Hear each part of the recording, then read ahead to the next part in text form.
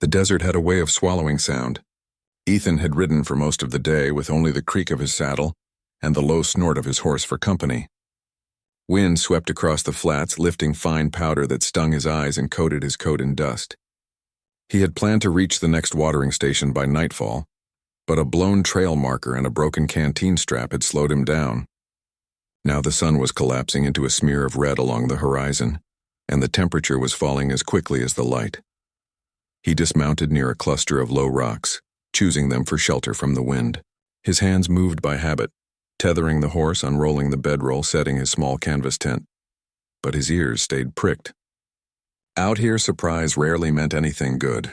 Coyotes yipped somewhere off to the north.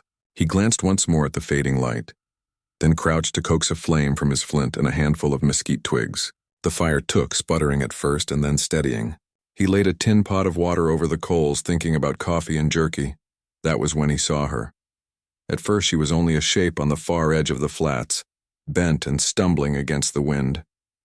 For a moment he thought it was a coyote walking strangely on two legs, but then the shape collapsed. Instinct overrode caution. He grabbed his rifle and started toward her, boots crunching over gravel. As he came closer, the form resolved into a girl. Young, maybe 16 or 17, hair dark and tangled, clothes torn and stiff with dust.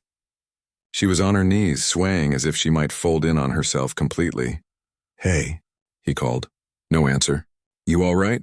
She tried to lift her head but couldn't. Her lips moved, but the wind carried away the words. Ethan slung the rifle over his shoulder and crouched beside her. Up close he could see the hollow of her cheeks, the sunburn across her nose, the raw places where rope or leather had rubbed her wrists. An Apache girl by the look of her beadwork and moccasins, though those were nearly falling apart. "You're burning up," he muttered. He offered his canteen. She stared at it like it was a trick. Then slowly she took it with both hands and drank. She coughed once, then drank again.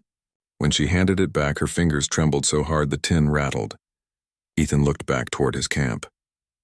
The firelight flickered, a faint promise of warmth. He knew what taking her in could mean. Some settlers would call him a fool or worse. If raiders were tracking her, bringing her to his tent could draw danger right to him. But leaving her out here was a death sentence. He stood and held out his hand. "Come on. Camp's this way."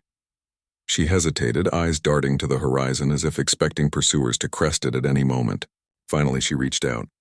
Her palm was dry and light as a bird's. He helped her to her feet. She swayed and nearly fell. He steadied her with an arm around her shoulders. She was light, almost weightless. They walked slowly back toward the rocks. With every step, Ethan felt the weight of a decision settling on him. He didn't know her story, didn't even know her name, but he knew this much. She wouldn't survive the night alone. By the time they reached his little camp, dusk had given way to full dark. The wind hissed over the sand like a whispering crowd. Ethan guided her into the tent and knelt to stoke the fire higher. She crouched on the blanket he unrolled, eyes wide, shoulders hunched like a cornered animal. He set a tin cup of warm water near her hands and retreated a pace, palms open to show he meant no harm. Outside, the coyotes fell silent. Ethan listened to the empty desert, thinking how strange it was that in a place so vast, two strangers could end up sharing a patch of earth on a night like this. Inside the little tent, the air smelled of dust, canvas, and faint wood smoke. Ethan had built the fire just outside the flap so heat would seep in without choking them with smoke. The Apache girl sat cross-legged on the bedroll he had pushed toward her, a blanket draped around her shoulders like a shield. She hadn't spoken more than a few words since they left the flats, but her eyes roved everywhere. The kettle, his saddlebags, the knife at his belt. She was alert in a way only someone who'd been hunted could be. Ethan crouched by the opening and poured hot water into 2 tin cups. He dropped a pinch of coffee grounds into his own and left hers plain.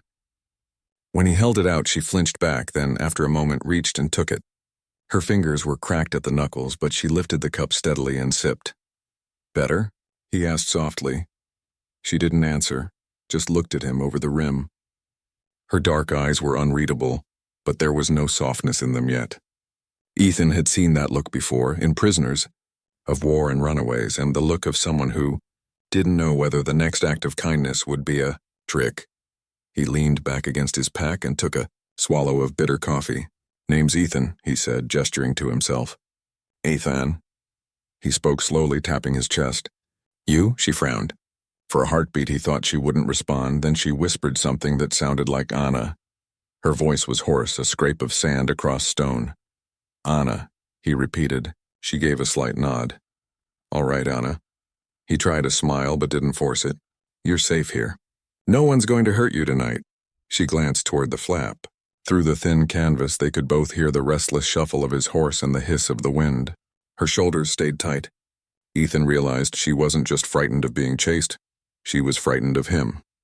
He had taken her in, fed her, but to her he was still a stranger in strange clothes with a rifle at arm's reach. He slid the rifle a little farther from his lap, laying it gently beside the saddlebag. Then slowly, he took the knife from his belt and set it on the ground between them, handle toward her. If it makes you easier, he said quietly, it's there. Anna's eyes flicked from his face to the knife and back.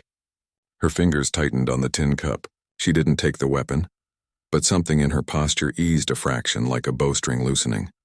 Ethan pulled out a small loaf of hard bread and a strip of jerky. He broke the bread in half and handed her a piece. This time she took it right away. She ate in quick, neat bites as if she'd learned not to waste a second on food when it was offered. While she ate, he studied the raw marks on her wrists, the bruises at her collarbone. Someone had tied her up.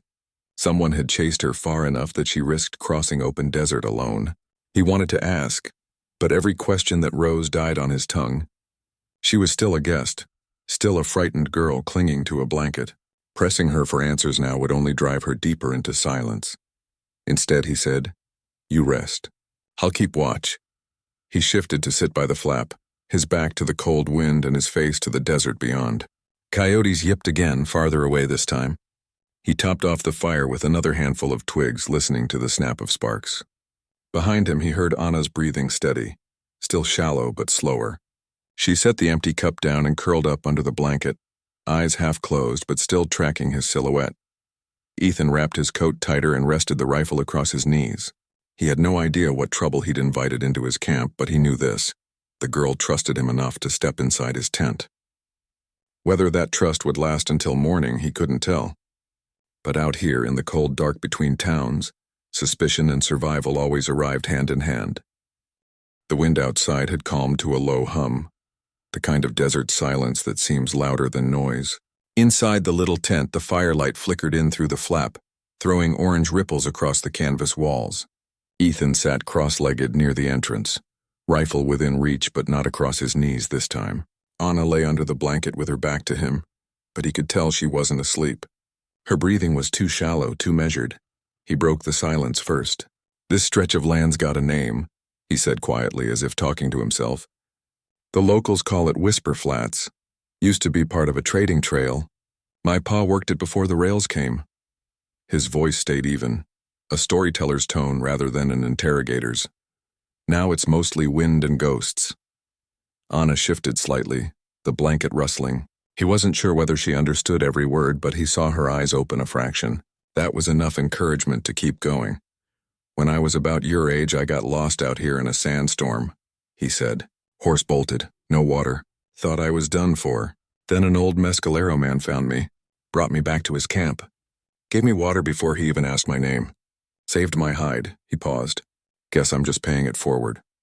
For a long moment there was only the snap of the fire. Then Anna's voice came, a whisper so soft he almost thought he imagined it. Village. Burned. Ethan turned his head. Burned? She rolled onto her back, eyes fixed on the tent ceiling. Men, rifles. Took people. I run! Her English was halting, the gaps filled with gestures, fingers spreading like flames, hands slicing through the air to show running. Long walk, no food. Night bad. He listened without interrupting. The pieces formed a grim picture, a raid, captives taken, survivors scattered. She had been walking for days. How far? He asked gently. She raised a weak arm and pointed southeast toward the dark horizon. Many days, she murmured. No more people. I'm sorry, Ethan said, and he meant it. He didn't try to offer false comfort. He just let the words sit between them. Anna drew the blanket tighter, eyes glistening but no tears falling. She took a breath, then added something else in her own language, a string of syllables he couldn't follow. She tapped her chest once, then his. then held her palms upward as if cupping an invisible bird. Ethan frowned, trying to interpret. What's that mean? She hesitated, searching for words. Good. Give fire, give water. She tapped her chest again. Anna. She tapped his. Ethan.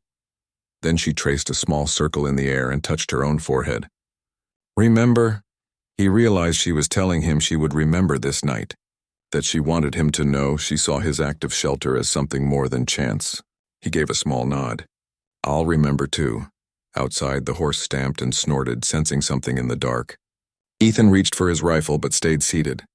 The night was still. Probably just a jackrabbit. Inside the tent, the temperature had dropped and their breath made small clouds. He pulled another blanket from his pack and, without a word, draped it over her. She tensed for a heartbeat, then let it settle. Her hands emerged from beneath to grip the edges tightly. Tomorrow we'll find water, he said. Maybe a way to town. He didn't know which town would take her in, but it was a promise anyway. Anna gave a tiny nod. Tomorrow, she echoed.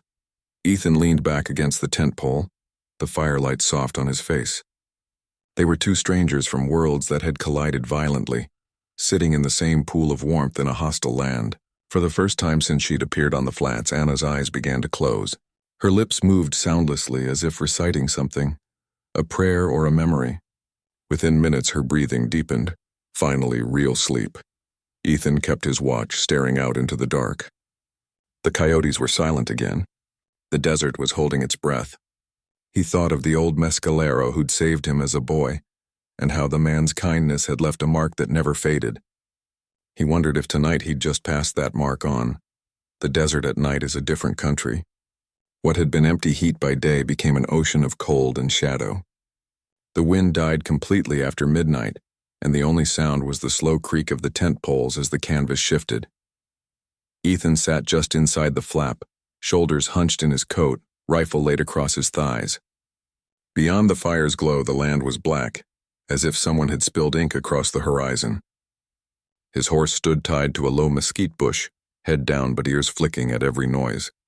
Ethan could feel the animal's unease like a second heartbeat. Inside the tent, Anna slept at last, curled under both blankets. Even asleep, she didn't look relaxed. Her fists were balled, her knees drawn up. Her face was turned toward him, half lit by the faint orange pulse of the fire outside. Every now and then she murmured something in her own language, too soft for him to catch. Ethan shifted his weight, careful not to wake her. He'd stood guard plenty of nights before.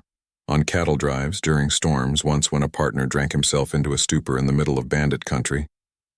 But this night felt different. He wasn't just guarding supplies or a trail partner.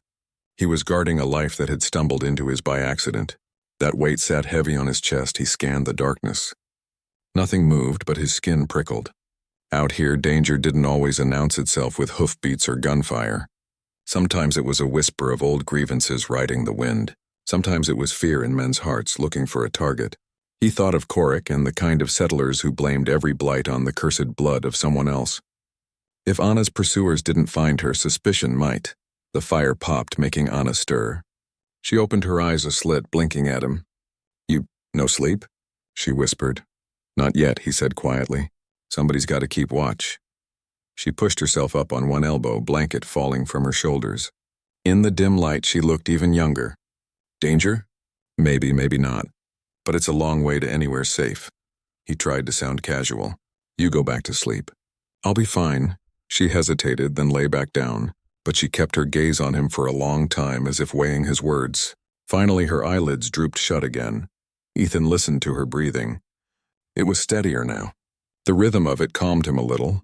Even as his own muscles ached from tension, he reached into his saddlebag and pulled out a worn deck of cards, shuffling them idly to stay awake. The cards whispered together like dry leaves.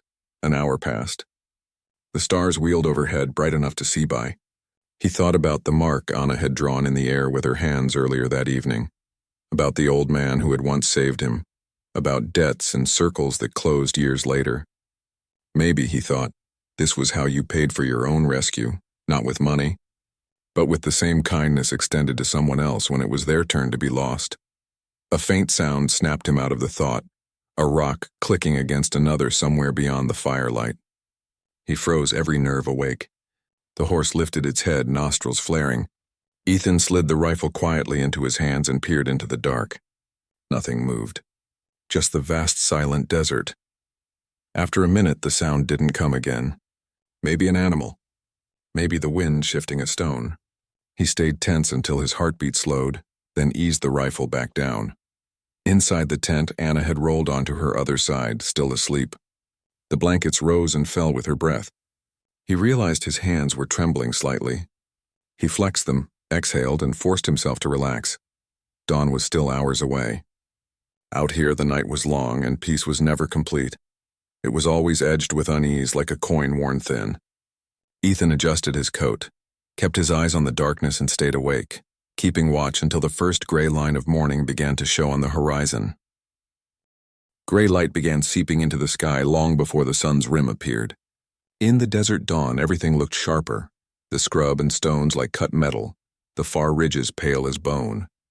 Ethan had nodded off only once, a half-second jerk before his neck snapped him awake.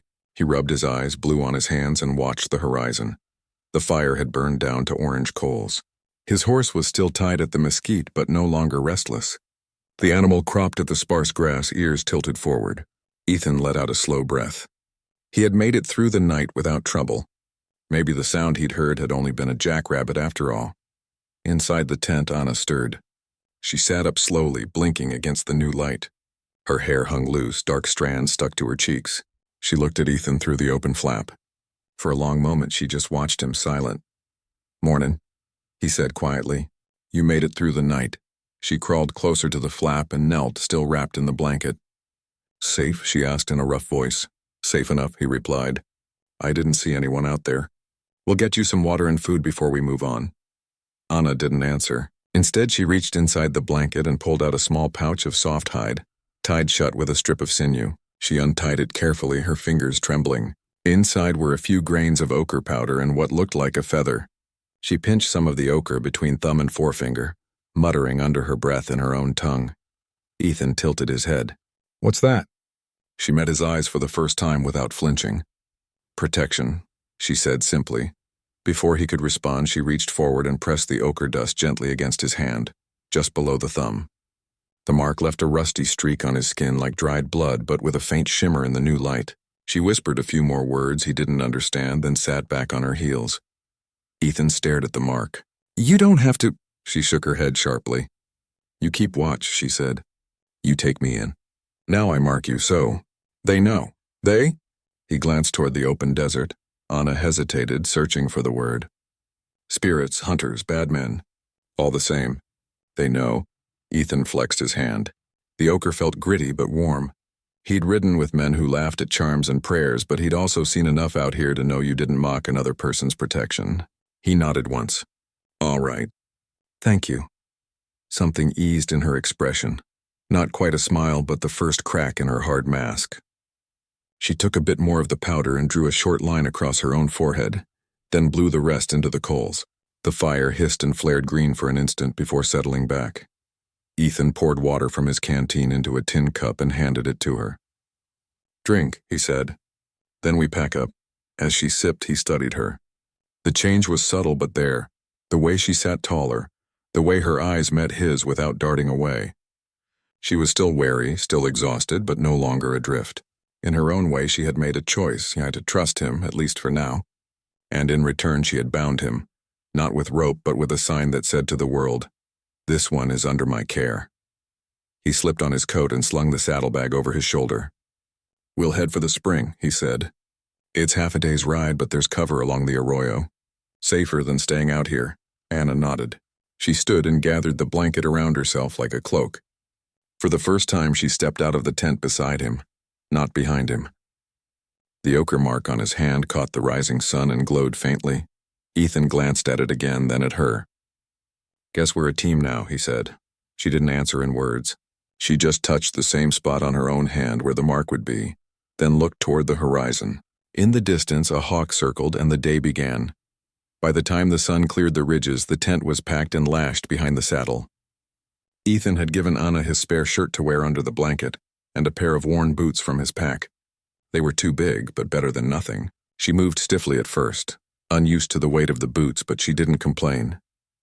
Ethan led the horse until the ground grew firm enough to ride. "It's rough country from here," he said. "Stay close to me and keep your eyes open." Anna climbed onto the horse behind him without a word. Her hands, small and calloused, settled lightly at his waist. He felt the ochre mark she'd left on his hand rub against the reins as he guided the horse toward the arroyo that wound like a dry snake through the desert. The land around them changed as they went. The flat pan gave way to broken hills and scattered mesquite. Shadows stretched long and blue as the sun climbed higher. To Ethan's eye, the land offered cover but also ambush. He'd ridden this way enough to know how easily men could hide behind boulders or in the bends of a wash. They rode mostly in silence. The only sounds were the clop of hooves on stone and the wind whistling over the ridges. Every so often Anna glanced back over her shoulder, scanning the horizon. Ethan noticed the way she moved, not like a lost child anymore, but like a scout checking their trail. "You've been here before?" he asked after a while. She nodded. "Long ago, with my mother." Her voice was flat but steady. "Water, trees, safe place." "That's still the plan," Ethan said. "Water and trees. And safe." He shifted his weight, scanning ahead. "We'll camp there tonight, then figure our next move." Anna said nothing more, but he felt her grip on his waist tighten slightly. They followed the arroyo for an hour, winding between high walls of sandstone.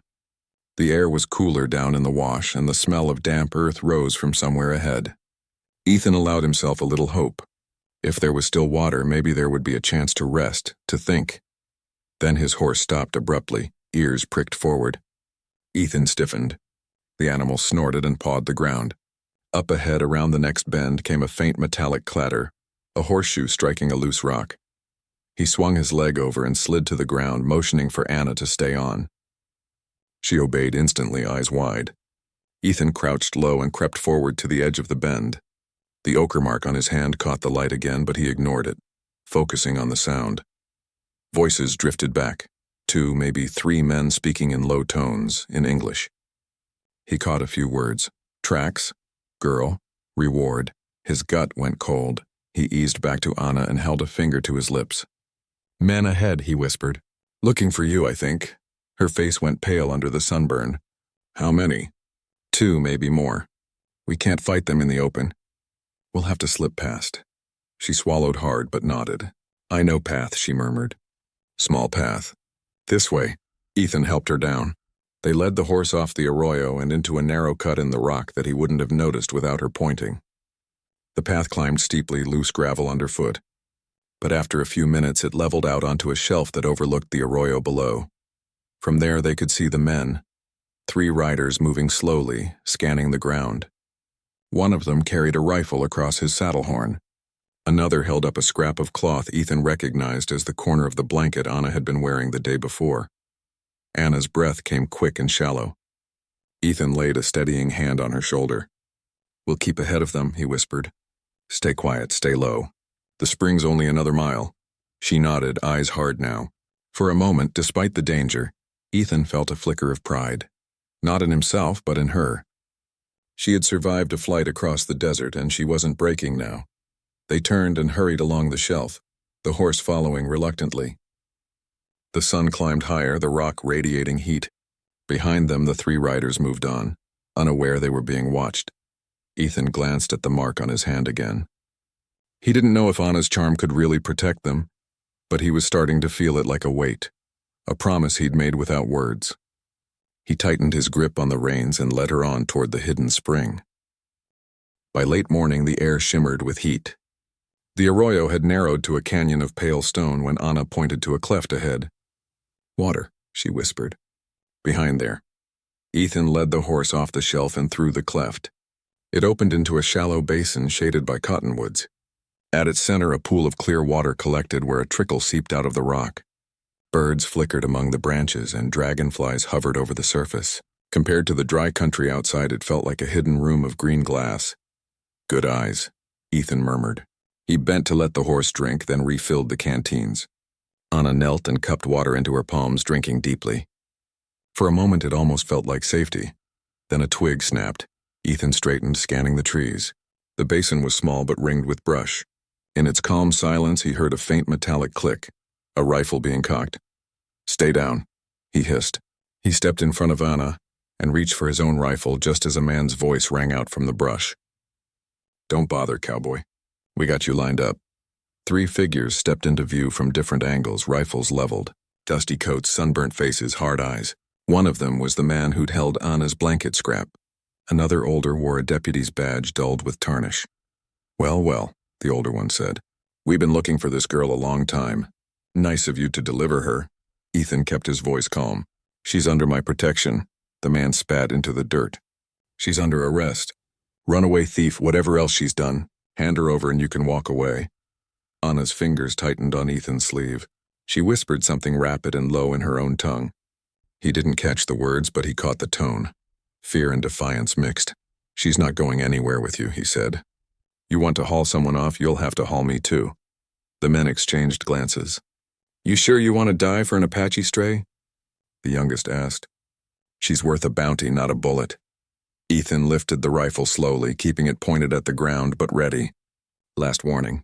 You take one more step, you're trespassing on a man's camp." The deputy gave a humorless smile. "Your camp? This is county land, friend. You're the trespasser. We're taking her now." As he spoke, he shifted his rifle just enough that Ethan saw the move coming. He dropped to one knee and fired a warning shot into the ground between them. Dust exploded up. The horse squealed and reared. Birds scattered from the trees. The men jerked back in surprise but recovered quickly. "Get him!" someone shouted. Anna grabbed Ethan's arm. "Path," she hissed.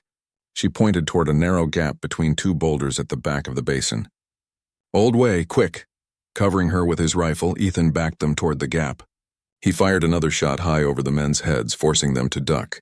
"Go!" he barked. Anna slipped through the gap first, clutching the pouch of ochre at her neck. Ethan followed, dragging the horse's reins. Bullets thudded into the rocks around them as they scrambled up a narrow goat trail. Chips of stone flew. Ethan felt a sting across his arm but kept moving. The trail bent sharply and dropped them onto a ledge above the basin. From here they could see the 3 men below fanning out and cursing. Anna pressed her back to the rock, chest heaving. "They come," she said. "I know." Ethan checked his rifle. 2 rounds left. He glanced at the mark on his hand, now streaked with sweat and dust. "But they're not taking you," he said quietly. "Not today." He looked out over the country beyond the spring. Jagged rocks, scrub, open sky. Somewhere out there lay freedom if they could just reach it. Somewhere behind, danger was climbing after them. He slung the rifle and offered Anna his hand. "We keep moving," he said. "We stay ahead." "You ready?" She met his eyes, no longer just frightened but fierce. "Ready." And together they turned from the spring and began running again, the sound of angry shouts echoing up the canyon behind them. The trail climbed until it crested a knife-edge ridge of sandstone. From up here, Ethan could see miles of shimmering desert dotted with scrub and arroyos. The sky was blinding blue. The sun hammered down on them like brass. Below, the 3 men were still coming, their figures small but persistent on the goat path. Dust rose from their boots. Ethan and Anna had put some distance between themselves and the spring, but not enough. Beyond the ridge stretched open country, no cover, no water. Running would only tire them out. He reined the horse to a stop in a shallow alcove. "This is where we make a stand," he said quietly. Anna's eyes darted to the ridgeline. "We fight?" "We don't have much choice," Ethan answered. He pulled his saddlebag open and took out the last cartridges. "We'll try to warn them off one last time. If they won't listen." He didn't finish the sentence. Anna set her jaw. She reached into her pouch and smeared the last of the ochre across her palms, then pressed her hands against the rock face, leaving 2 bold marks. "They see," she whispered. "They know." Ethan found a narrow ledge overlooking the path where the men would have to pass. He positioned the horse behind a boulder for cover and crouched with his rifle braced across his knee. "Stay low," he told her. "Only shoot if you have to." Minutes dragged. The wind whistled over the ridge, carrying the smell of hot stone. Then the first man rounded the bend below, rifle ready. Ethan called down, voice steady but loud enough to carry. "Stop there. This is your last warning. Turn back." The deputy shaded his eyes and sneered. "We're not turning back. That girl's coming with us one way or another." "You'll have to go through me," Ethan said. "Then so be it," the man replied. He motioned for the others to fan out. Ethan fired a shot into the ground in front of them. Dust exploded, echoing like thunder off the canyon walls. "That was the last warning," he said. The younger one raised his rifle anyway. Before he could aim, a sudden gust whipped through the canyon, scattering grit and making the horses rear. Anna stood up on the ridge behind Ethan, chanting low in her own tongue. The ochre on her palms glowed faintly in the sun. The men faltered. Whether it was the chant, the wind, or just the sight of a girl standing defiant on the cliff, something cracked in their bravado. The youngest lowered his weapon first. "This isn't worth it," he muttered. "We were promised a bounty, not a war." The deputy rounded on him. "Coward." Ethan seized the moment. "You keep pushing this and somebody dies," he called down. "You want blood on your hands? Go ahead. But I'll defend her." For a heartbeat, no one moved. Then the youngest turned his horse and started back down the trail. The second man hesitated, then followed. Only the deputy remained, glaring up at them. "This ain't over," he shouted. "She can't run forever." "Maybe not," Ethan said. "But she's not alone anymore." The deputy cursed, spat into the dust, and yanked his reins, retreating after the others. The sound of hooves faded down the canyon until it was swallowed by wind. Silence returned. Ethan lowered his rifle and exhaled slowly, shoulders sagging. Anna let out a shaky breath and sat down hard on the rock. For the first time since he'd met her, she looked on the edge of tears. "It's over," he said gently. "For now, at least." She nodded, wiping at her eyes. "You helped me," she whispered. "Now I'm free." Ethan crouched beside her. "You're free because you fought for it," he said. "I just stood with you." They sat there a long moment, listening to the wind. Then Ethan rose and offered her his hand. "Come on. Let's get off this ridge before someone else shows up. We'll head north to the old mission. There's friends there who'll take you in." Anna took his hand and stood. Together they led the horse down the far side of the ridge, away from the canyon and the men who had chased them. The ochre mark on Ethan's hand had faded, but he felt its weight still, a promise kept. Behind them, the desert lay silent, the spring hidden again. Head lay open country and a chance at a different life. As they walked, Anna glanced up at him and managed a small, tired smile. For the first time, it reached her eyes. They didn't speak. They didn't need to. In the harsh country of the borderlands, two strangers had chosen to stand together. Whatever came next, that choice would mark them both.